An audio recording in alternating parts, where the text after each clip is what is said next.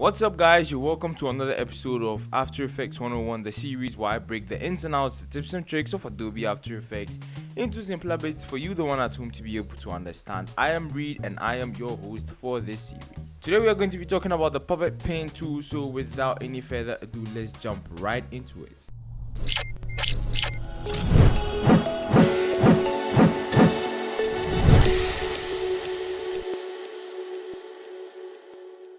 According to Google, a puppet is a movable model of a person or an animal that is typically moved either by strings controlled from above or inside it by the hand. Now, if you don't know what the puppet is, I'm going to be showing you some pictures of puppets on the screen, and then we're now going to apply it into the knowledge of what puppet pens really are. So as already shown inside the diagram, practically speaking in After Effects, the puppet is the subject that you are applying the puppet pens to, and the strings and the hands are the puppet pens inside After Effects. So what do I basically mean by that? Puppet pens are what control the movement of your element or object inside Adobe After Effects. Now, you can just understand this by me just telling you what it is. So without any further ado, let's swoosh right into Adobe After Effects and start doing it practically. Here in After Effects, I'm going to create a new composition.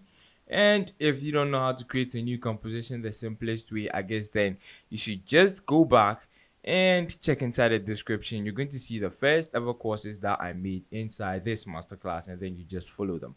So the first thing I'm going to do is I'm going to create a new solid like this, and just make it white so our background wouldn't really look that dull or that odd. Then I'm going to create a new shape with a red fill like this. That's simple. So we're going to be experimenting with this shape before we get into real deals. So now the first thing I'm going to do is I'm going to pick the puppet pen tool, which is very easy to do, and which is here. That is the puppet pen collection, or I'd say this is a subdivision of the puppet pen. But let me just activate the puppet pen first. So if you don't know how to do it, once you see a triangle under any tool, which means there are sub tools to it, so all you need to do is click and hold. That's left click and hold, and then you can pick the tool itself, where we have the shortcut for it, which is Control P. So you can just decide to press Control P, and it's going to keep switching to each and every sub tool that is under the puppet pen tool. So the first thing we're going to be demonstrating with is just the puppet pen itself, which looks like a pen, an office pen. Okay, far from that, it looks like an office pen, but it's a puppet pen. So now, as I had already explained in the beginning, a puppet is something which is controlled by a hand or some strings. So now the puppet pen only deforms your element or the object that you've applied puppet pens to in the position or the way of the puppet pens. Now, if you click on the sub tools, you'd understand that we have different type of puppet pens, where we have the puppet position pen tool, puppet starch pen tool, puppet bend pen tool, puppet advanced, and we're going to go through all of that, even though you're not going to be needing all, and I don't also know what all of them do, but we're going to be experimenting with them, so I guess you'd understand. So now the first one we're going to be experimenting with is the puppet pen position what. Now that's the simplest, and I think that's what you're going to be using more often or most times, because it's the simplest. Okay, so now all we need to do to activate or to create a new puppet pen is to left click just once, and then it creates a new puppet pen. And when you go down to your contents, the contents of your rectangle, it creates new effects, which if you go under that, you're going to have puppet, and then we're going to have the puppet engine, mesh rotation, and then the mesh, which aren't really necessary. And then it's going to be creating simple puppet pens. It's going to keep creating puppet pens under the deform. So now we're going to do 3 puppet pens. So we're going to start with 3 puppet pens like this, and I think we should make it 4 and this. Now, once you go under the deform here, you're going to have puppet pen 4, 3, 2, 1. When I pick any, it gets selected or highlighted here. When I pick this, it gets selected here. So now if we open, or we click here to open the properties of the puppet pens, there we are going to have the position property or the position keyframe that has been created automatically. So indirectly, if we move 1 second like this and then we move our puppet pin, which is very easy to do, we can either leave our puppet pin activated or we can pick the move tool and we just move this puppet pin this way. Our shape has been deformed in the path of the puppet pin. But looking at this, just hold on, I'll come back to that. But let's take a look at this here. We deformed the third puppet pin, leaving the rest. So since this is not the third puppet pin, let me open this third puppet pin. You'd see that it has created a new position keyframe for it. So if I go back, then change my resolution to quarter, and then I just play back, you'd see that my puppet pin keeps deforming because it automatically created position keyframes. Yeah. So now let me just press Ctrl Z and come back and now explain what the puppet pin really did here. So now if you are experienced with puppets, you know that once a finger is raised, it affects other fingers which are near it, but it doesn't really affect fingers which are afar from it. Now, what do I mean by that? Let me explain.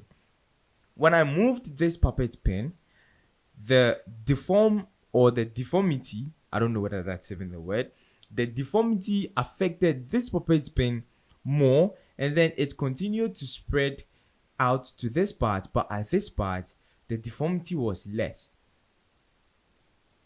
Do you understand? Okay, so what I basically want to say is, let me just break this down a little bit. It's basically like creating rigs on a character, like a skeleton. You know, if you move your wrist or if you move a finger on your wrist, it affects the other fingers. But let's say if you move the middle finger, it affects the index and the what finger again? It affects the two fingers beside it. But sometimes it doesn't really affect the thumb. That's because the rigging, like, I just hope you understand what I really mean by that. So what the puppet pin really does is basically the puppet pin just rigs your object or the elements that you've applied the puppet pins to, and then it deforms them in the way at which you deform your puppet pins, the way you move your puppet pins. Now, this could have been done in a different way. That's by using the mesh warp, but the mesh warp is going to be very complicated. That's how, if you know what I really mean by that. So like the puppet spin is really a lifesaver. Now let me deform this, and you guys would now really understand what I really mean practically. When I deform this way, you can see that the deforming is really affecting this part and this part, but it isn't really affecting this part that much. But you just hold on. Let me move to my first second, or let me move to the time marker 00, and then let me just add some two puppet pins here, and then let me add two here, and then now let me come and deform this, and you'd see what is going to happen here. You see that when I deform this, it doesn't really look like this has been touched because there are about 4 puppet pins in front of these puppet pins here. So the deformity kind of affects these 3, then it comes and affects this one. So by the time it reaches here, the pressure or like the effect has already been reduced. Yeah. So it's basically just doesn't really react that much. I just hope you understand. So now I guess we are really done with the puppet position. How do I even mention it again? The puppet position pin tool. Now let's get into the puppet starch pin tool. So all I'm just going to do is I'm going to select all these puppet pins here, and then I'm going to delete them. But before that, let me just show you how we use them for animation. As I had already said, once you create a puppet pin, it already creates keyframes for position automatically. Nothing can stop that. So once you move forward in time and then you deform anything, it automatically creates keyframes again. Once you move in and you create or you deform anything again, it automatically creates keyframes again. So let's just create this simple experiment. Like, I'm just going to pick this here. That's at the first second. Move it this way. Move this way. Sorry.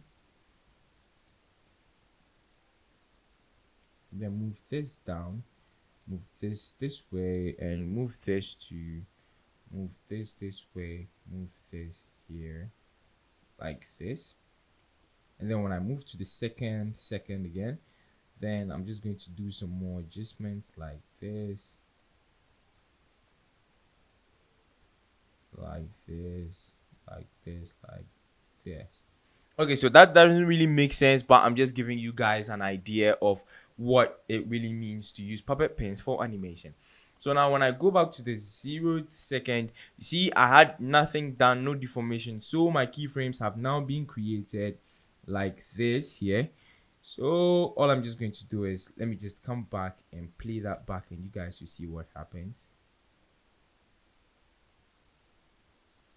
Okay, so this doesn't really make sense, but we're going to be using the puppet pins for something great or something better in the end of this video. So now let's get into the other sub tools under the puppet pin tool. I guess these are going to be a little bit easier because you guys already have the idea of what the puppet pin really does. So let's get right into it. Yep, I had to change the color of our rectangle because the next puppet pin that we're going to be talking about is a red color, so it will not be visible. So I had to take precautions earlier before we get right into the tutorial. So now Oh, now the next puppet pin we're going to be talking about is the puppet starch pin tool. And what does starch do? Starch makes your clothes stiff and stuff. I just don't really use this puppet pin. I've never used it, but for all I know, once you click, it brings a red puppet pin instead of a yellow one, and it doesn't move. That's all I know about it. So once you click, it doesn't move, but once you introduce a new puppet position tool, it's going to move with it. Okay, this is one, but let me bring another one here. It's going to move with the puppet position pin tool, and I don't know why. So without confusing you guys further, let's move on to the next one. I'm just going to press Ctrl Z to bring this back to normal.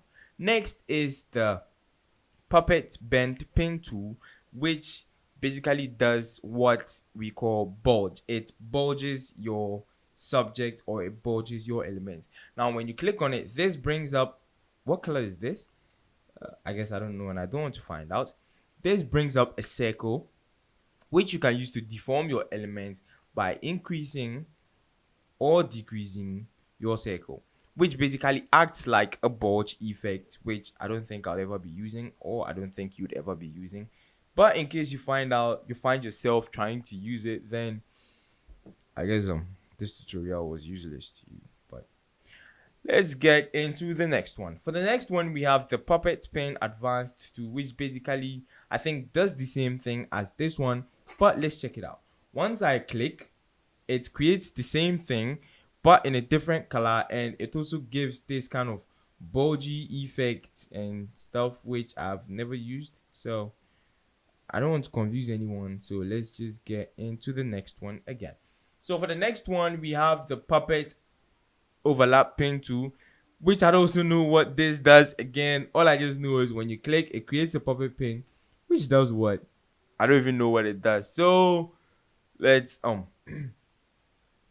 I don't want to confuse anybody with what I don't know, and I don't want to teach what I don't know. So I just taught what I knew, and for all I know, these are just puppet pins which you can use to deform your object or your subject. So I guess let's get into the practical aspect of the puppet pins. Practical aspect, I don't know why, but I just want to create some kind of human legs walking or something. So the first thing I have to do is create an illustration of a human walking, which is going to take some time. So I guess I'm just going to fast forward till I get something looking like a human legs walking.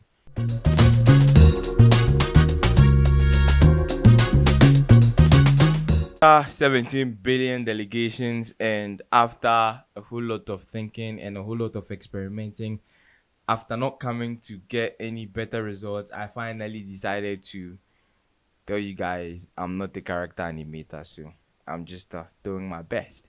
But we're just going to do this practically, and I wanted to do some kind of walk cycles, but it was way too complicated for me. I just couldn't figure it out, and I didn't want to watch a tutorial, so I'm just going to show you guys how to practically use puppet pins, but in a simpler way. So we have a leg which I already created from Photoshop that's about 35 seconds from now.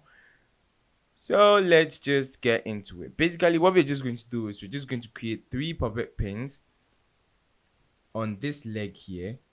That's one at the foot, yeah, one at the knee here, and one at the leg itself. So basically, what I just want to do is I want the knee to bend and the leg to just raise up, and then it goes back to normal, which is a very simple pose, like attention, at ease. Yep. So now I think I'd just like to duplicate this and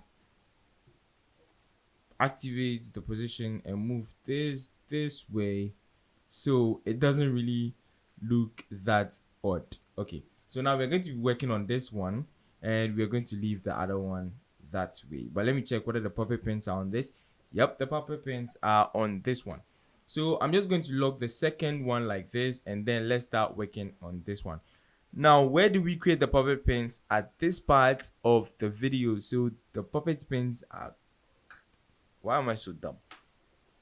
Hold up, I think I need to just reset this here to create some keyframes. Hold up, sorry. I think I just have to delete this and then just delete this puppet here, and then just move to the first part and create my puppet pins.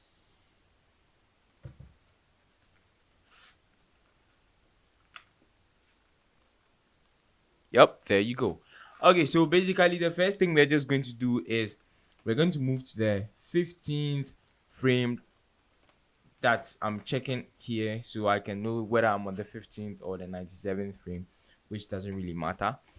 Now what we're going to do is we're going to deform this leg to make it look like an attention, yeah. But as I already said, let's just we have to duplicate this and offset it a little bit so it looks like we have two legs. Yep, I think this looks okay. So now let's lock this and hide it and work freely. So now what we need to do is we are going to raise this part like this. I know it's starting to look awkward, but please just hold on. And then we are not going to raise the knee like this. Oh, it looks much more awkward than that. But we have something like this. And then we're just going to adjust it this way. Like this. Perfect. And then when we play back, we're going to have something like this. Yep.